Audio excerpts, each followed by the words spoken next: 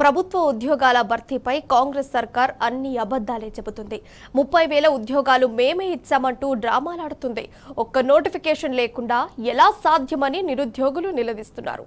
అన్నింటికీ నోటిఫికేషన్లు ఇచ్చింది కేసీఆర్ సర్కారేనని స్పష్టమవుతుంది. కాంగ్రెస్ ప్రభుత్వం వచ్చాక ఉద్యోగ నియామకాలు ఇదంతా ఎన్నికల స్టంట్ అని నిరుద్యోగులు అంటున్నారు.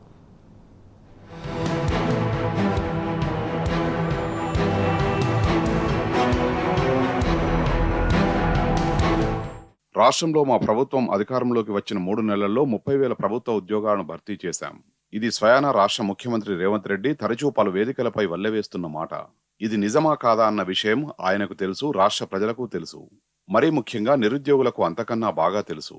రాష్ట్రంలో కాంగ్రెస్ ప్రభుత్వం వచ్చాక ఒక్క ఉద్యోగ నోటిఫికేషన్ కూడా వేయలేదు. మరెలా సాధ్యమని నిరుద్యోగులే ప్రభుత్వ పెద్దల్ని నిలదీస్తున్నారు.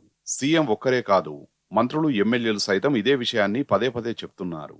అసలు ఆయా పోస్టుల కోసం నోటిఫికేషన్లు ఎవరు ఎప్పుడు విడుదల చేశారన్న విషయాన్ని మాత్రం పూర్తిగా మర్చిపోయారు.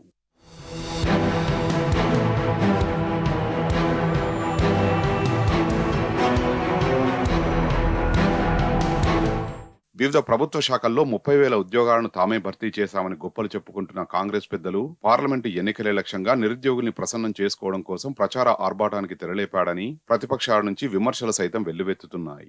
గత సీఎం కేసీఆర్ హయాంలో విడుదల చేసిన నోటిఫికేషన్ల ద్వారా ఎంపికైన అభ్యర్థులకు భారీ బహిరంగ సభలు ఏర్పాటు చేసి హంగు ఆర్భాటాలతో హైడ్రామా తలపించేలా సీఎం రేవంత్ రెడ్డి ఎంపికైన అభ్యర్థులకు నియామక పత్రాలు ఇచ్చి నిరుద్యోగుల చెవిలో పూలు పెట్టారు.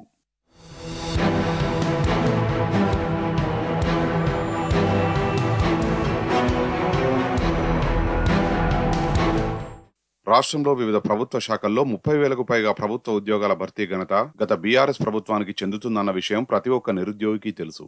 రాష్ట్రంలో తాము అధికారంలోకి వచ్చిన 3 నెలల్లోనే 30,000 ప్రభుత్వ ఉద్యోగాలు భర్తీ చేస్తామని చెప్పుకుంటున్న సీఎం రేవంత్ రెడ్డి అందుకు సంబంధించిన నోటిఫికేషన్లు ఏ ప్రభుత్వంలో విడుదలయ్యాయన్న ప్రశ్నలకు మాత్రం ఎక్కడా సమాధానాలు ఇచ్చుకోలేదు. గత ప్రభుత్వంలో విడుదల చేసిన నోటిఫికేషన్ కు మాత్రం కొన్ని పోస్టుల్ని కలుపుతూ మాత్రమే నిర్ణయం తీసుకున్నారు.